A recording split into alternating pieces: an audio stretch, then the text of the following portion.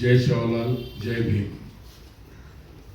ಇವತ್ತು ನಮ್ಮ ಗೋರ್ ಸೇನಾ ವತಿಯಿಂದ ಭಾಳ ಹೋಮ್ವರ್ಕ್ ಮಾಡಿ ಇವತ್ತು ಗೋರ್ ಸೇನಾ ಟೀಮ್ ಇವತ್ತು ಜಸ್ಟಿಸ್ H.N. ನಾಗಮೋಹನ್ ದಾಸ್ ಅವರಿಗೆ ಒಂದು ದೊಡ್ಡ ಮೆಮೊರಂಡಮ್ ಕೊಟ್ಟಿದ್ದಾರೆ.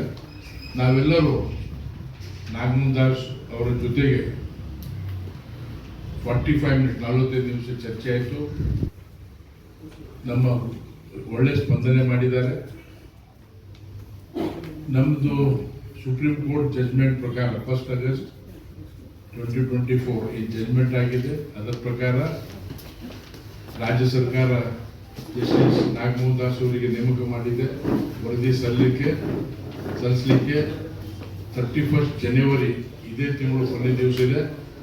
ಇದರಲ್ಲಿ ಬಹಳಷ್ಟು ಸುಪ್ರೀಂ ಕೋರ್ಟ್ ಜಜ್ಮೆಂಟ್ ಪ್ರಕಾರ ಬಹಳ ಸ್ಟ್ರಿಕ್ಟ್ ಆಗಿ ಜಜ್ಮೆಂಟ್ ಅಲ್ಲಿ ಹೇಳಿದ್ದಾರೆ, ಯಾವ ಸಮುದಾಯಕ್ಕೆ ಅನ್ಯಾಯ ಆಗಬಾರ್ದು.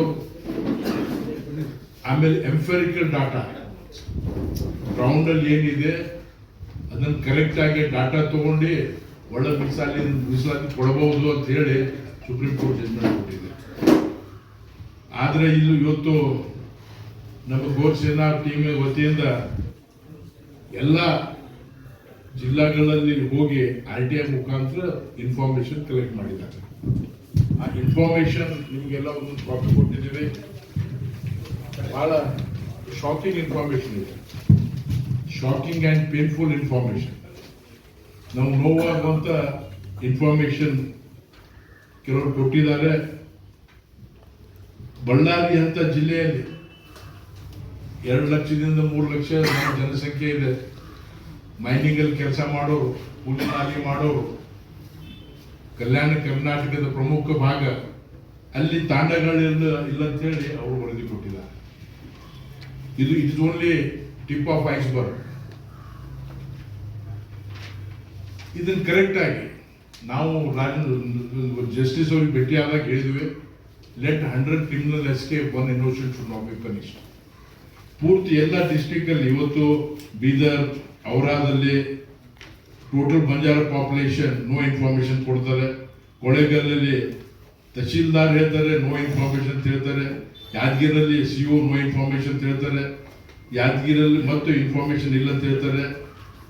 ಯಾದಗಿರಿ ಶಾಪೂರ್ ತಾಲೂಕದಲ್ಲಿ ತಹಶೀಲ್ದಾರ್ ನೋ ಇನ್ಫಾರ್ಮೇಶನ್ ಅಂತ ಹೇಳ್ತಾರೆ.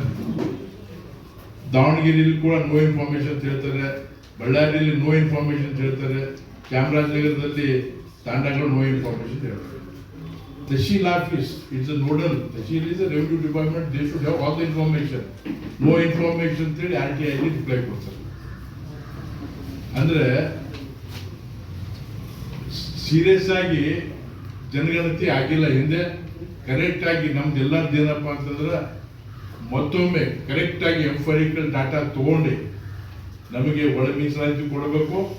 ಮತ್ತು 17% ಅಲ್ಲ, 17%ಗಿಂತ ಸ್ವಲ್ಪ 18% ನಮ್ಮ SC/ST ಪಾಪ್ಯುಲೇಷನ್ ಪ್ರಕಾರ 17 ಅಲ್ಲ 18% ಆಗುತ್ತೆ. ಅದನ್ನು ರೈಸ್ ಮಾಡಿಕೊಡ್ಬೇಕಂತ ಹೇಳಿ ನಮ್ದೆಲ್ಲ ವಿನಂತಿ ಮಾಡ್ಕೊಂಡು